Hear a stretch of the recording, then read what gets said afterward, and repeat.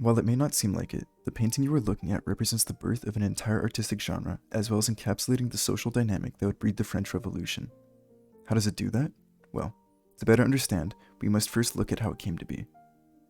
It begins with King Louis XIV, the monarch of France from 1643 until his death in 1715, a nearly 72.5-year span, marking the longest rule of any sovereign in history. He arose at a time where the nobles of France held much of the power due to remnants of France's feudalist history, and Louis sought to reclaim that power for the throne. To do so, he established an absolute monarchy that would see the ranks of nobility shrink heavily. Certain exclusive privileges were still reserved for nobles, such as the right to hunt, to wear a sword, and to be exempt from certain land taxes. But in order to maintain these powers, nobles were forced to live in Versailles and to serve the will of Louis unquestionably. During his reign, the Baroque style was the sole focus of high art. It was ceremonial and represented praise of the monarchy and its power in a dramatic way, with the highest form of this being in the form of history paintings. Centric to the style was high contrast between light and dark, deep colors, grandiose themes, and paintings were imbued with movement and dynamic poses to create an overall awe-inspiring aesthetic. The works of Caravaggio serve as an iconic example of this era, as he amplified these themes through the technique of tenebrism to create an extreme sense of drama through lighting as well as through body movement. This style is masterfully executed here in Caravaggio's The Taking of the Christ, where only key features such as hands and faces have any light shed upon them, while the rest of the photo is plunged in darkness, and every portrayed figure is expressive and in motion. Eventually, King Louis XIV's death would bring an end to this established system of absolutism, and an opening formed allowing for a higher level of flexibility in French culture. No longer did all the nobles have to live with him in Versailles in order to maintain any semblance of their power, so many fled back to their homes in the countryside while others moved to Paris. They regained much of their lost power and eventually made up less than 1% of the population, yet they owned 1/5 of all the land in France. It was amongst the nobles in Paris that salon culture would be born, which was a time of sophisticated, hedonistic gatherings where the nobility would discuss art and literature and leisure. These nobles would be the patrons of the oncoming new era of art, and it was in their salons that the inspiration for the Rococo style would form. They wanted their art to represent their new lifestyles of leisure, pleasure, and exuberance, directly opposing and replacing the heroically civic Baroque style that the monarchy had favored. It was at this time that Jean-Antoine Watteau would submit the painting that we first looked at, The Embarcation for Cythera, to the French Royal Academy of Painting and Sculpture as his reception piece in 1717. His paintings of the style created a whole new genre of paintings called fêtes galantes, which were images depicting jaunty parties and celebrations of the French elite, which had become a staple of the Rococo style. The style itself, as mentioned, was meant to be a light-hearted depiction of the splendorous, leisurely lives led by the nobility done through light pastel colors, but it also revitalized the values of movement, dramatic lighting, and asymmetry which were seen in prior Baroque art.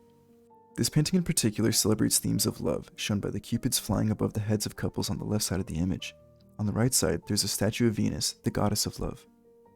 Another reference to Venus is where the scene takes place, the island of Cythera, which is considered to be her birthplace. At the base of her statue lies Cupid's bow, and he can be seen sitting on his quiver just below it, indicating that there's already so much love in the air, he hardly has a job to serve. As a whole, the painting portrays the voyage of love, where people venture to this island to congregate and meet their special somebody.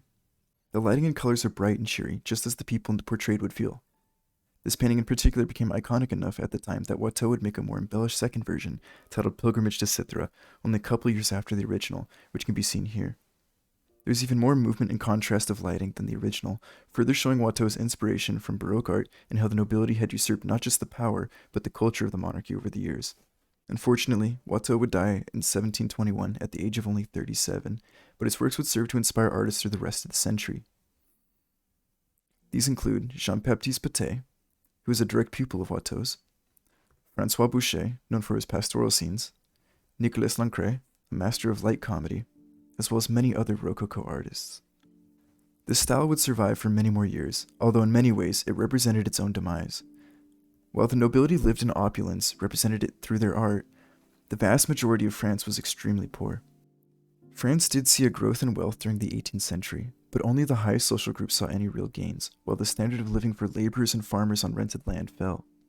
This social schism, fundamental to Rococo art, would create great social conflict due to the tensions between classes. A major problem was opposition to change by the nobility, who pushed back against reforms to tax legislatures that would relieve some of the burdens on the peasantry. This was possible because of the Estates General.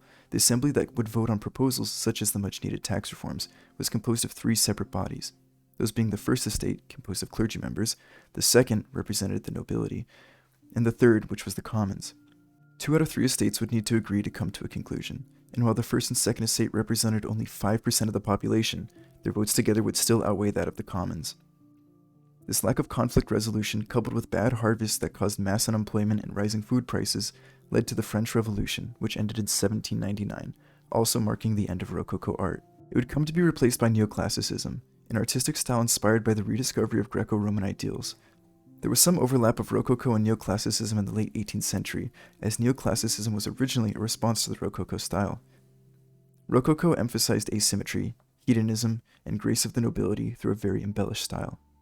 Neoclassicism is the opposite, based on balance, symmetry, and simplicity, all of which were the virtues held by ancient Greece and Rome. Just as Rococo was a revolt against the monarchy, the authority that preceded its rise, Neoclassicism was a revolt against the nobility, the patrons of the Rococo style. This pattern of cause and effect is one that can be seen throughout all of art history, but is no better represented than by the century of conflict that led to the French Revolution. And that is the true beauty of Rococo, is that it encapsulates every moment of it perfectly.